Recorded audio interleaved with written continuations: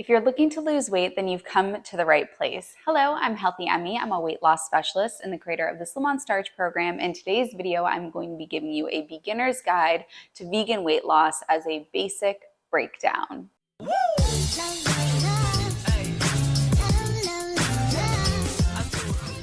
We're going to dive right in, but before we do, if you want to work with me as well as a nutrition coach and a mindset coach in the Slim on Starch program to get hands-on support with your weight loss, just click the link in the down bar. First and foremost, we have to recognize the difference between vegan versus whole food plant-based. I often tell people to not use the V word if they're looking to lose weight because the V word, when it comes to diet, is usually going to be representative of things like Beyond Meat or the Impossible Burger or vegan Ben & Jerry's. And what people will often do is fixate on the word vegan, and they'll walk around the grocery stores looking for things that say vegan. And when the vegan label is slapped on it, they think that that means that it's good for weight loss or it's not as bad as the counterpart. Instead, we want to drop the label of vegan and instead take the whole food plant-based approach.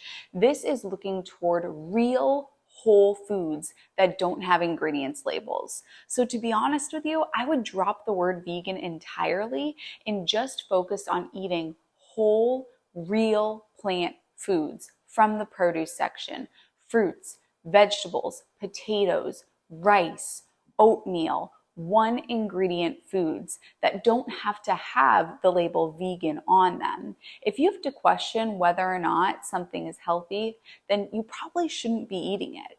Real whole foods are all health promoting and great for weight loss, with the exception of some of the richer foods like nuts and seeds. Those are a little bit more calorically dense, but for the most part, everything that you're going to find in the produce section gets 2 thumbs up from me. I often have people ask me, can I eat bananas? Are they too high in sugar? Or are there certain berries that are better than the other? No, if it's a whole plant food, eat it. If it has an ingredients list, probably not good for weight loss. Second of all, this sort of ties into the first thing that we were talking about, but it's focusing on produce over processed. I often see that people will come into the whole food plant-based world and they'll look for certain packaged products and making sure that the products are clean and organic or gluten-free. But really, we shouldn't be having anything that has to be labeled as clean, organic, gluten-free. It shouldn't have any label whatsoever. It should just be whole, real food.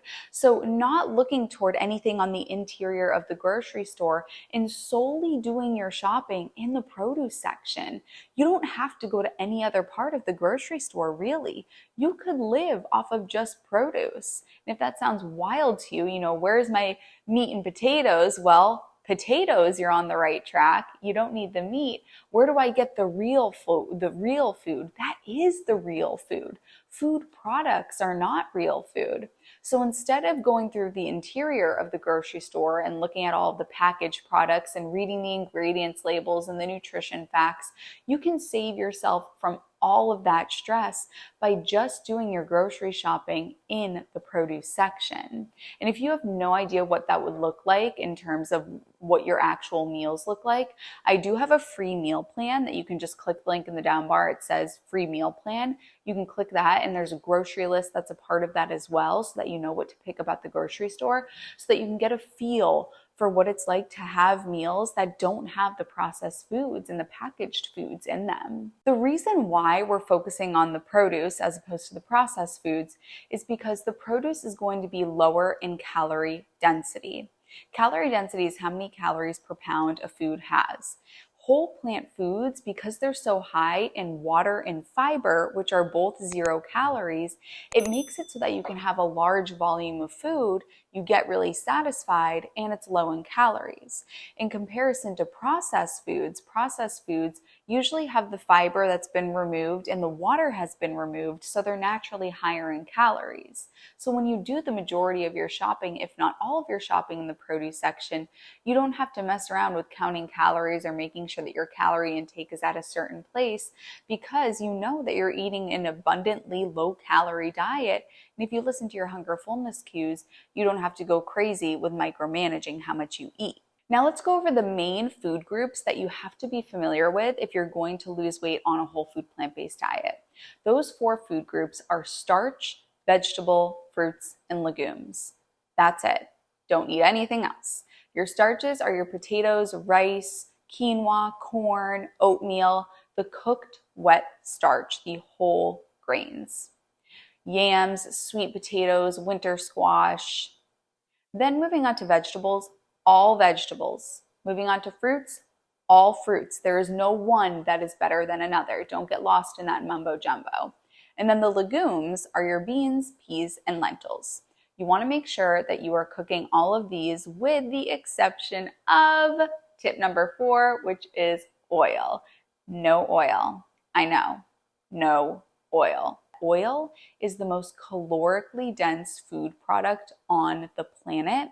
It's 4,000 calories per pound in comparison to something like zucchini, which is 75 calories per pound, or potatoes, which are 350 calories per pound, or fruit, which is 200, 300 calories per pound.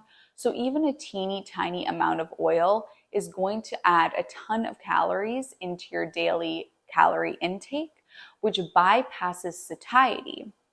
So you have a little teeny amount of oil, but you don't feel satisfied from all the calories that are packed in it. And you have to be in a calorie deficit in order to lose weight. But because I don't recommend calorie counting, what I instead recommend is getting rid of the super high calorie products like oil so that you can get into a calorie deficit without counting your calories. You may be familiar with certain tactics such as intermittent fasting or macro tracking or alternate day fasting or just crazy stuff that is so overcomplicated, overblown, and unnecessary. Listen to none of it. You can make this so simple. All you have to do is eat the foods in those 4 food groups. Don't add any oil, don't add any animal products, and don't eat processed foods. You listen to your hunger fullness cues. Listening to your hunger fullness cues might prove to be a challenge, and this is why my clients in the Slim on Starch program go through an entire module where we dig into your hunger fullness cues, because you may have been taught through past diets to not listen to your hunger fullness cues. You may have been taught that, oh, if you feel hungry at 8 p.m., that's too late to eat, so you can't eat. Whereas I am going to make the argument that if your body is sending you a hunger cue, it's doing that for a reason, and it's telling you that it needs fuel. And if you don't address it, then you're probably going to get super hungry and hangry and then end up binging because you didn't address the hunger cue. Hunger cues are nature's gift to us to tell us when to eat and how much we need to eat, and we need to work with that as opposed to working against it. So don't overcomplicate this any more than I've made it for you in this video. You know all you need to know from just this video. I understand that the implementation of this can be difficult, and that's why I have a Slim on Starch program, and the accountability can be hard, and actually sticking to it can be hard, and you might have some questions. So if you do need help, just click the link in the down bar, and I can't wait to help you. Share this with somebody that might need some help. And if you watched all the way to the end of the video, comment, keep it simple, because that's what I'm all about. I love you, honeys, and I'll see you in my next video.